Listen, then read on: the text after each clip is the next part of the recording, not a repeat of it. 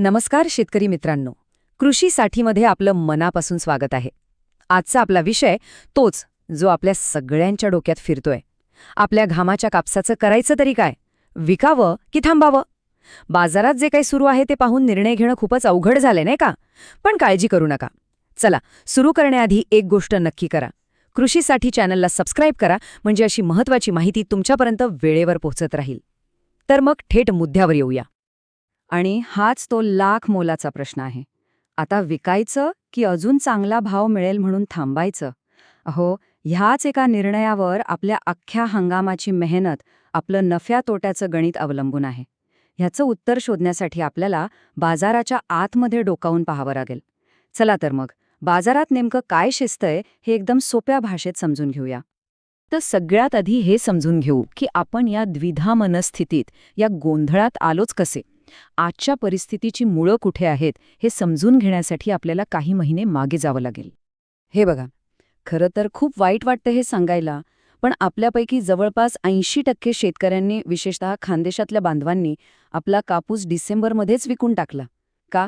कारण पैशांची गरज होती, रब्बीचा खर्च होता, आणि त्यांना भाव काय मिळाला? फक्त 6,600 रुपये. म्हणजे विचार करा, आजच्या वाढलेल्या भावाचा फायदा त्यांच्यापर्यंत पोचलाच नाही.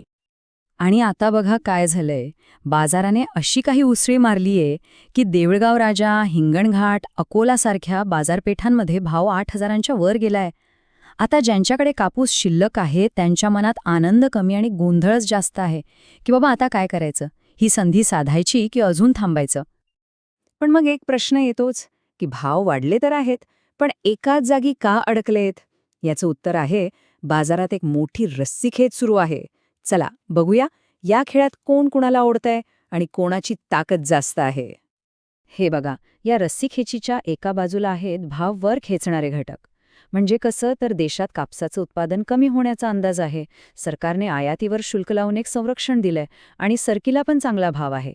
हे सगळं मिळून भाव वरच्या दिशेने ओढतंय. पण दुसऱ्या बाजूला एक मोठा खेळाडू आहे, तो म्हणजे सरकार. 19 जानेवारीपासून सरकारने CCIचा कापूस विकायला काढलाय आणि तो भाव खाली खेचतोय. यामुळे काय झालंय, तर बाजारात एक प्रकारची पॅक सिच्युएशन झालीय, एक कोंडी झालीय आणि दर एकाच जागी अडकले आहेत. आणि याच जबरदस्त रस्सीखेचीमुळे बाजारात एक अशी भिंत उभी राहिली आहे जी आपल्याला दिसत नाही, पण ती भावाला एका मर्यादेच्या वर जाऊ देत नाहीये. मग ही अदृश्य भिंत आहे तरी कोणत्या आकड्याची? तर तो आकडा आहे साधारण 8,700 रुपये प्रति क्विंटल. आता तुम्ही म्हणाल, हाच आकडा का? तर यामागचं गणित अगदी सोप्पं आहे. जेव्हा आपल्या देशात कापसाचा भाव साधारण 8,500 ते 8,700 रुपयांपर्यंत पोचतो, तेव्हा आपल्या सुतगिरण्यांना इथून कापूस घेण्याऐवजी परदेशातून आयात करणं स्वस्त पडतं. आणि यामुळेच आपल्या दरांवर एक अदृश्य मर्यादा येते. याच्यावर भाव जाणं खूप कठीण होऊन बसतं. चला, आता ही सगळी परिस्थिती बघितल्यावर तज्ज्ञ लोक काय म्हणतात, त्यांच्या मते पुढे काय होऊ शकतं यावर एक नजर टाकूया. बहुतेक बाजारतज्ञांचं एकमत आहे की ही रस्सीखेच अशीच सुरू राहणार आहे. भाव वाढवणारे आणि कमी करणारे घटक एकमेकांना चांगलीच टक्कर देत आहेत. त्यामुळे बाजार 8,000 ते 8,500 या पट्ट्यातच खेळत राहील अशी दाट शक्यता आहे. आमच्या विश्लेषणानुसार हे बघा, या चार्टमध्ये आपल्याला स्पष्ट दिसतंय की 70% शक्यता ही आहे की बाजार एकतर स्थिर राहील किंवा त्यात 200 ते 500 रुपयांची थोडीफार वाढ होईल. याचा अर्थ घाबरून जाण्यासारखी परिस्थिती नाहीये, बाजाराचा कल सकारात्मकच दिसतोय. आता मागच्या काही वर्षांचा ट्रेंड जर आपण पाहिला तर साधारणपणे फेब्रुवारी ते एप्रिल या काळात दर वाढताना दिसतात. पण एक गोष्ट लक्षात ठेवा, हा फक्त एक अंदाज आहे, काही 100% गॅरंटी नाही. इतिहास आपल्याला फक्त संकेत देतो, वचन नाही. तर मग या सगळ्या माहितीच्या आधारावर आपण एक असा निर्णय कसा घेऊ शकतो ज्यात जोखीम कमी आणि नफा जास्त असेल?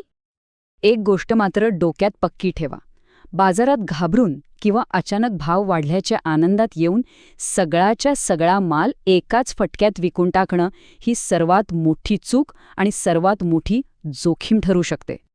त्यामुळे सर्वात हुशारीचा आणि सुरक्षित मार्ग आहे टप्प्याटप्प्याने विक्री.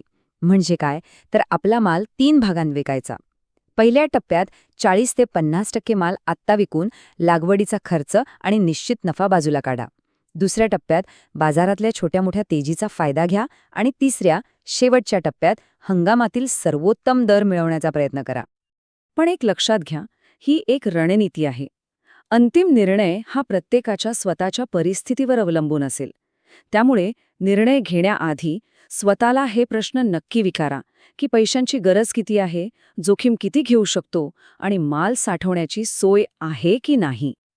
तर मग आता निर्णय घेण्याची वेळ आलीय. बाजाराने आपल्याला एक चांगली संधी दिलीय.